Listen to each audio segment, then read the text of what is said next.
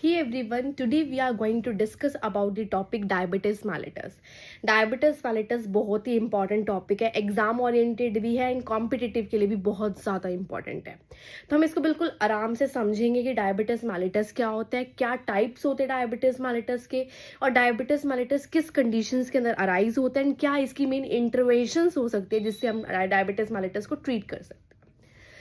So let's start with diabetes mellitus की main definition. आप slides से साथ देखते रहना जिससे आपको अच्छे से ग्रैब होएगा कि मैं क्या समझा रही हूँ और क्या नहीं. तो डायबिटीज मेलिटस क्या होती है? एक मेटाबॉलिक कंडीशन होती है, एक क्रॉनिक कंडीशन होती है जिसके अंदर मल्टी ऑर्गन डैमेज देखने को मिलता है. ये मेनली करेक्टराइज किससे होती है? Hyperglycaemia. Diabetes mellitus is equal to hyperglycaemia. Hyper मतलब ज्यादा, ग्लाई मतलब ग्लूकोज, ईमिया मतलब ब्लड. ब्लड ग्लूकोज लेवल जो होता है वो ज्यादा देखने को मिलता है in the case of diabetes mellitus. अब क्यों देखने को मिलता है? क्योंकि इंसुलिन की प्रोडक्शन अच्छे से नहीं हो पाती. अगर प्रोडक्शन होती है तो वो अच्छे से यूटिलाइजेशन नहीं हो पाती. इसकी वजह से क्या होता है? ब्लड ग्लूकोज लेवल ज्यादा देखने को मिलता है. इस डेफिनेशन को समझने से पहले आप ये चीज समझ लो कि जो इंसुलिन होता है वो कौन सिक्रिएट करता है? पैनक्रिएटिक सेल्स, बीटा सेल्स होते हैं जो इसलेट्स ऑफ लैंगरहंस, पैनक्रियास के जो बीटा सेल्स होते हैं वो क्या करते हैं? इंसुलिन को सिक्रिएट करते हैं. अब इंसुलिन का मेन काम क्या होता है? इंसुलिन जो होता है वो ब्लड ग्लूकोज लेवल को लोअर कर देता है. इंसुलिन का मेन काम ही क्या है कि हमारी बॉडी के अंदर ग्लूकोज जो हो रहा है, ब्लड के अंदर ग्लूकोज का लेवल ज्यादा हो रहा है तो इंसुलिन जो है वो उसके ब्लड ग्लूकोज लेवल को लो कर देगा. इसलिए हम डायबिटीज के अंदर इंसुलिन क्या होता है जिसकी प्रोडक्शन अच्छे से नहीं हो पाती. अगर प्रोडक्शन अच्छे से नहीं हो पाएगी तो ग्लूकोज का लेवल लो नहीं हो पाएगा जिसकी वजह से हाइपरग्लाइसीमिया देखने को मिलेगा. तो इसको हम प्रॉपर अच्छे से पढ़ेंगे. सबसे पहले आप एक चीज याद रख लो कि डायबिटीज मेलिटस की डेफिनेशन क्या होती है. ये एक क्रॉनिक मतलब क्योंकि ये over a period of year बोल देते हैं, हमें सिम्टम्स देखने को नहीं मिलते इसके. तो डायबिटीज मेलिटस एक क्रॉनिक, एक मेटाबॉलिक कंडीशन होती है, एक मल्टी ऑर्गन डैमेज भी करती है विच इज करेक्टराइज्ड बाय किससे? हाइपरग्लाइसीमिया. मतलब कि ब्लड ग्लूकोज लेवल जो है वो ज्यादा देखने को मिलता है. क्यों? Due to because there is a deficiency of the production of the insulin. Insulin की प्रोडक्शन नहीं हो पा रही. If there is production then उसकी यूटिलाइजेशन अच्छे से नहीं हो पा रही. डेफिनेशन क्लियर होनी चाहिए. अब हम पढ़ते हैं कि इंसुलिन जो होता है ब्लड ग्लूकोज लेवल को लो करता है. मैंने आपको बता दिया कि इंसुलिन जो होता है is responsible for lowering the blood glucose level. कैसे? अब आपको फ्लो चार्ट के अंदर दिख रहा हो कि इंसुलिन मेन काम कैसे करता है. सबसे पहले ध्यान से समझना. हमने इंजेक्शन ऑफ फूड किया, हमने खाना खाया जिसके अंदर कार्बोहाइड्रेट्स थे, प्रोटीन्स थे, फैट्स थे. हमें पता है ग्लूकोज होता है उसके अंदर. ग्लूकोज क्या करता है? एक फ्यूल सेल होता है हमारी बॉडी का जो मेनली एनर्जी सोर्स होता है हमारी बॉडी का. अब क्या हुआ? हमारी बॉडी के अंदर हमने कार्बोहाइड्रेट लिए, फैट्स लिए, प्रोटीन्स लिए. अब क्या हुआ? हमारी ब्लड के अंदर ग्लूकोज का लेवल ज्यादा हो गया क्योंकि हमने क्या किया? खाना खाया जिसके से ग्लूकोज का लेवल जो है वो ज्यादा हो गया. अब ग्लूकोज जो होता है वो हमारे टिश्यूज के अंदर कैसे आता है? क्योंकि हमें क्या करना है? ब्लड के अंदर नहीं रखना, उसको टिश्यूज के अंदर भेजना. अब टिश्यूज के अंदर कैसे आएगा? With the help of the insulin. क्योंकि ग्लूकोज क्या करता है? वो इंसुलिन के साथ बाइंड होकर के क्या करता है? टिश्यूज के अंदर जाता है. अब क्या हुआ? हमारा ब्लड ग्लूकोज लेवल ज्यादा देखने को मिल गया बिकॉज हमने कार्बोहाइड्रेट्स, फैट्स एंड प्रोटीन्स लिए. उसके बाद क्या होगा? जो हमारे इंसुलिन जो है वो कहां से सिक्रिएट होता है? Pancreatic cells. कौन से? Beta cells of the pancreas. अब क्या करेगा? नॉर्मल पैनक्रियास जो है उसके पास मैसेज जाएगा, पैनक्रियास अपना रिस्पॉन्स शो करेगा जिससे वो क्या करेगा? बीटा सेल्स को सिक्रिएट करेगा. अब बीटा सेल्स जो है वो इंसुलिन को सिक्रिएट करेंगे. अब इंसुलिन क्या करेगा? ब्लड ग्लूकोज लेवल को कम करेगा. कैसे कम करेगा? मसल सेल्स के अंदर वो स्टोर्ड हो जाएगा, एनर्जी की तरह उसको यूज करेंगे. Second one is in the liver, वो स्टोर्ड होता है in the form of the glycogen. ना तो question arises in the liver glucose is stored in the form of glycogen. तुम्हें पता चल गया. थर्ड वन फैट की तरह वो स्टोर्ड हो जाएगा जो आगे जाके यूज होगा. तो मेनली क्या हुआ? अब क्या हुआ? इंसुलिन ने क्या किया कि ग्लूकोज को क्या कर दिया? यूटिलाइज करा दिया. ग्लूकोज जो है ब्लड के अंदर कम हो गया तो जिसकी वजह से क्या होता है? नॉर्मल फिजियोलॉजी होती है, हमारी बॉडी के अंदर ब्लड ग्लूकोज लेवल मेंटेन रहता है. अब डायबिटीज मेलिटस में क्या होता है? ग्लूकोज का लेवल नहीं होता. क्यों? क्योंकि ड्यू टू एनी डिसऑर्डर और any abnormality that is occur in pancreas. अब पैनक्रियास में कोई भी एबनॉर्मेलिटी, कोई भी कंडीशन की वजह से क्या हो रहा है? इंसुलिन प्रोड्यूस नहीं हो रहा. इंसुलिन प्रोड्यूस नहीं हो रहा तो ब्लड ग्लूकोज लेवल मेंटेन नहीं होगा बिकॉज इंसुलिन का मेन काम ही क्या था?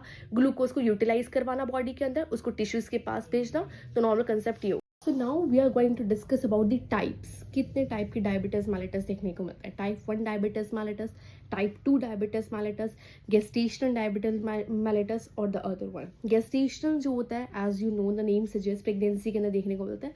गेस्टेशनल डायबिटीज हम एक अलग से वीडियो बनाएंगे. पहले हम टाइप 1 और टाइप 2 के बारे में जानते हैं क्या होता है क्या नहीं होता. जो टाइप 1 डायबिटीज मेलिटस होता है उसके अंदर एब्सोल्यूट इंसुलिन डेफिशिएंसी देखने को मिलती है। और जो टाइप 2 डायबिटीज मेलिटस होता है उसके अंदर रिलेटिव इंसुलिन डेफिशिएंसी देखने को मिलती है। क्या बात हुई इसका मतलब कि टाइप 1 के अंदर इंसुलिन की डेफिशिएंसी मतलब कि इंसुलिन की प्रोडक्शन ही नहीं होती। इंसुलिन की प्रोडक्शन कहाँ से होती है? पैनक्रियास से होती है। पैनक्रियास की कौन से सेल से होती है? बीटा सेल से होता है। मतलब कि ड्यू टू एनी एबनॉर्मेलिटी या डिस्ट्रक्शन इन द पैनक्रियास क्या हो रहा है, इस इंसुलिन जो है वो सिक्रिएट नहीं हो पा रहा, प्रोड्यूस नहीं हो पा रहा, जिसकी वजह से क्या हो रहा है, टाइप 1 डायबिटीज मेलिटस देखने को मिलता है। और जो टाइप 1 डायबिटीज मेलिटस होता है वो मेनली यंगर के अंदर देखने को मिलता है, जो less than 30 years of age होते हैं पीपल, उनके अंदर देखने को मिलता है, चिल्ड्रंस के अंदर देखने को मिलता है। अब बात करते हैं type 2 diabetes mellitus. Type 2 diabetes mellitus में रिलेटिव इंसुलिन डेफिशिएंसी मतलब कि इंसुलिन प्रोड्यूस होता है, कम अमाउंट में होता है, या तो फिर इतनी यूटिलाइजेशन अच्छे से नहीं हो पाती, तो वो क्या होता है, टाइप 2 डायबिटीज मेलिटस होता है।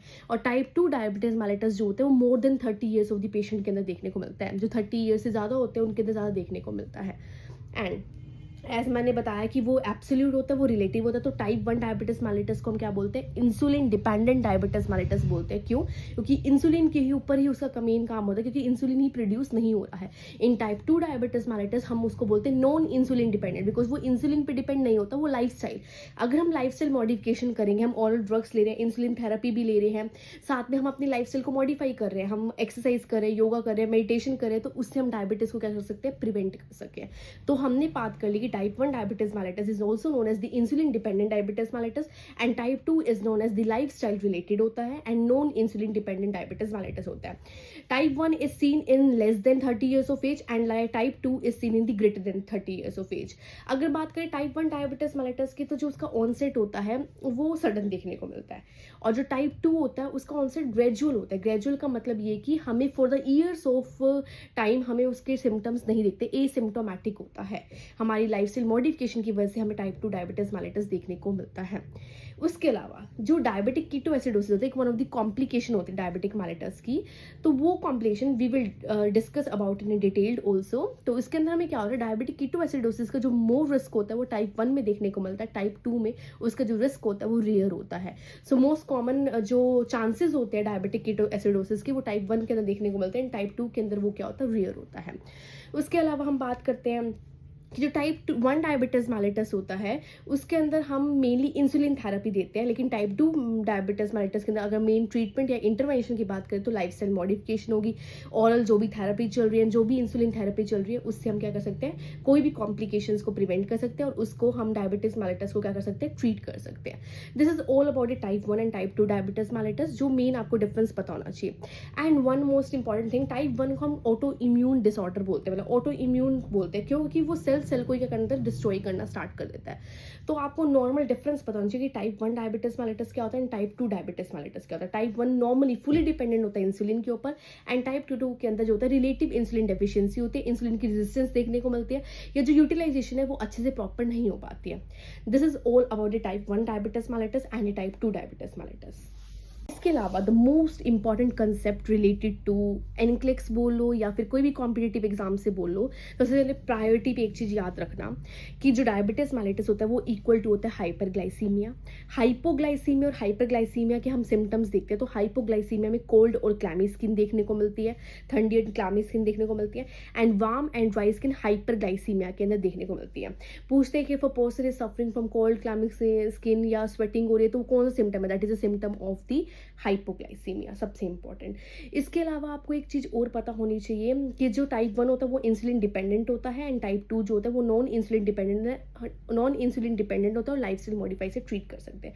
तो ये कुछ इंपॉर्टेंट चीज है जो आपको पता होनी चाहिए related to competitive exam, and it is very important. So अब हमें क्लिनिकल सिम्टम्स के बारे में पता होना चाहिए कि डायबिटिक मेलिटस की क्या क्लिनिकल सिम्टम्स होते हैं, क्या पैथोफिजियोलॉजी होती है और क्या हमें ईटियोलॉजी देखने को मिलती है। सबसे पहले हम बात करते हैं पैथोफिजियोलॉजी की। तो पैथोफिजियोलॉजी हम ऑलरेडी डिस्कस कर चुके हैं कि इंसुलिन की डेफिशिएंसी हो रही थी। अब इंसुलिन की डेफिशिएंसी होगी तो ग्लूकोज जो होगा ब्लड के अंदर ज़्यादा देखने को मिलेगा, क्योंकि इंसुलिन का मेन काम क्या था, ब्लड ग्लूकोज लेवल को कम करना। अब देखो, मैंने तुम्हें पहले ही बताया था कि जब ब्लड ग्लूकोज लेवल बढ़ जाता है खाना खाने के बाद, जब मैंने स्टार्टिंग में आपको बताई थी, तो उसके अंदर मैंने ये बताया था कि जो ग्लूकोज होता है वो स्टोर्ड होता है ग्लाइकोजन ग्लाइकोजन की फॉर्म में लीवर के अंदर, फैट के अंदर भी स्टोर्ड होता है, प्रोटीन भी स्टोर्ड होता है। तो क्या होगा, अब क्या हो जाएगा, अब हमारी बॉडी की क्या हो गया, ग्लूकोज का अमाउंट जो हमारी इंसुलिन है वो प्रोड्यूस नहीं हो रही। अब इंसुलिन प्रोड्यूस नहीं होगी तो हमारा जो भी ग्लूकोज है ना उसका यूज़ होना स्टार्ट हो जाएगा। ग्लूकोज कैसे, फॉर एग्जाम्पल मैं कह रही हूँ कि ग्लाइकोजन की फॉर्म थी लीवर के अंदर, तो क्या हो जाएगा, ग्लाइकोजन जो है ग्लाइकोजन का ब्रेक डाउन होना स्टार्ट हो जाएगा। ब्रेक डाउन तो ग्लूकोज का अमाउंट लीवर के अंदर लीवर से ग्लूकोज का अमाउंट निकल जाएगा, जिसकी वजह से क्या हो जाएगा, सेल्स में नहीं रहेगा ग्लूकोज और ब्लड के अंदर हमें देखने को मिलेगा और हाइपरग्लाइसीमिया देखने को मिलेगा। मेनली क्या है, प्रोटीन का ब्रेकडाउन देखने को मिलेगा, फैट का ब्रेकडाउन देखने को मिलेगा। तो ये मैं आपको पहले ही पैथोफिजियोलॉजी बता चुकी हूँ, बट आपको ये पता होना चाहिए कि लीवर के अंदर ग्लूकोज स्टोर होते हैं इन the form of the glycogen, and glycogen से स्टार्ट होने लग जाएगी, जिसकी वजह से सीवियर सिम्टम्स देखने को मिलते हैं। अब सिम्टम्स कैसे, देखो, इलेक्ट्रोलाइट इंबैलेंस देखने को मिलेगा, डिहाइड्रेशन देखने को मिलेगी, एसिडोसिस, जिसको मैंने बोला डायबिटिक कीटो एसिडोसिस देखने को मिल सकता है। और मैंने आपको एक चीज़ बताई थी कि जो डायबिटिक मेलिटस होता है वो क्या होता है, एक मल्टी ऑर्गन डैमेज वाली डिसीज होती है। मल्टी ऑर्गन डैमेज मतलब कि आई के अंदर डिस्कस करेगी तो आई डैमेज करेगी, न्यूरोपैथी, नेफ्रोपैथी, किडनी डैमेज हो गया, नर्व डैमेज हो गया, ये भी सिम्टम्स कोज करती है। उसके अलावा कार्डियोवास्कुलर सिस्टम को भी अफेक्ट करती है, पेरिफेरल वास्कुलर डिसीज देखने को मिल सकती है, coronary artery disease, and the most important stroke देखने को मिल सकता है। तो क्या है, मल्टी ऑर्गन डैमेज करते हैं, मतलब कि आपको क्लिनिकल क्या फीचर्स देखने को मिलेंगे, अदर कॉम्प्लिकेशंस भी मिलेगी related to eye, related to kidney, related to nerve and related to the cardiovascular system. उसके अलावा very very important main classical symptoms होने चाहिए किसके, डायबिटीज क्या होते हैं, 3 होते हैं, polyphagia, polydipsia and polyuria. Polyuria means excessive urination आना, पता चल जाता है कि आपको डायबिटिक है। एक्सेसिव हंगर होना, जिसको हम पॉलीफेजिया बोलते हैं, मतलब कि आपको भूख ज़्यादा लग रही है तो आपको एक साइन है कि आपको डायबिटीज़ होने के चांसेस है। उसके अलावा पॉलीडिप्सिया हो गया, पॉलीयूरिया हो गया, एक्सेसिव यूरिनेशन, पॉलीफेजिया हो गया, ठीक है। एक्सेसिव थर्स्ट लगना तो भी क्या होता है, आपको पॉलीडिप्सिया का मतलब क्या हो गया, एक्सेसिव थर्स्ट। एक्सेसिव थर्स्ट मतलब आपको ज़्यादा प्यास लग रही है, then one of the classical symptom होता है डायबिटिक का। तो 3 होंगे, पॉलीफेजिया, पॉलीडिप्सिया एंड पॉलीयूरिया। इसके अलावा blurred vision, weight loss, fatigue, आपको बहुत सारे सिम्टम्स देखने को मिलते हैं। एंड अगर टाइप 2 डायबिटीज मेलिटस की बात करें तो उसके अंदर डायबिटिक कीटोएसिडोसिस हमने बताया था कि लेस कॉमन होता है, और लाइफस्टाइल मॉडिफिकेशन से हम क्या कर सकते हैं, डायबिटीज़ को हम ट्रीट कर सकते हैं। इसके अलावा जो भी हमारी मैनेजमेंट है, जो भी इसके आगे की इंटरवेंशन है, जो भी डायग्नोस्टिक एवोल्यूशन है, वो हम नेक्स्ट वीडियो में देखेंगे। तब तक आप इसको अच्छे से ग्रैप कर लो कि क्या इसकी पैथोफिजियोलॉजी होती है, कैसे होता है, क्या सिम्टम्स देखने को मिलते हैं, एंड इन नेक्स्ट